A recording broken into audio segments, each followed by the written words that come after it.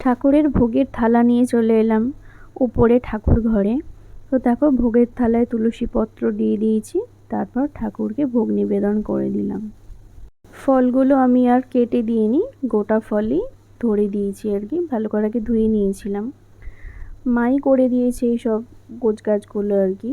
তো আমি এখন এখানে পুজো করে নিচ্ছি, আর এখনই আমি লক্ষ্মীর পাঁচালিটা পড়ে নেব।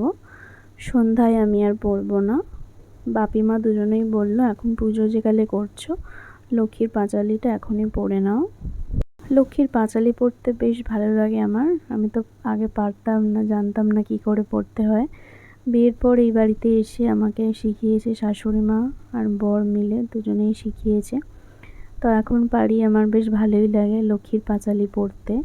কিন্তু অনেকটা টাইমও লাগে, প্রত্যেকটা পাতা একবারে ভালো করে মন দিয়ে পড়তে হয়।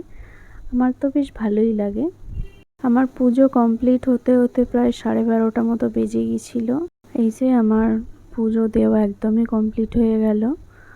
এখন আমি শঙ্খটা বাজিয়ে নেব। মা একবার নিচে গিয়েছিল, তারপর এলো, এসে জিজ্ঞেস করছে পুজো হয়ে গেছে। আমি বললাম হ্যাঁ। তারপরে এই ভোগের থালাগুলো মা আর আমি দুজন মিলে নিচে নিয়ে চলে যাব। মা ঠাকুরঘরটা একটু পরিষ্কার করে নেবে। ঠাকুরঘরের সামনেটা যেখানে খাবারগুলো ছিল সেখানটা ভালো করে মুছে নেবে আর কি, যেহেতু খিচুড়ি ভোগ শো করি। তো দেখো আমি ঠাকুরের ভোগের থালা নিচে নিয়ে চলে এলাম। এই প্রসাদটা আমি এখন সব কিছুর সাথে মিশিয়ে দেবো।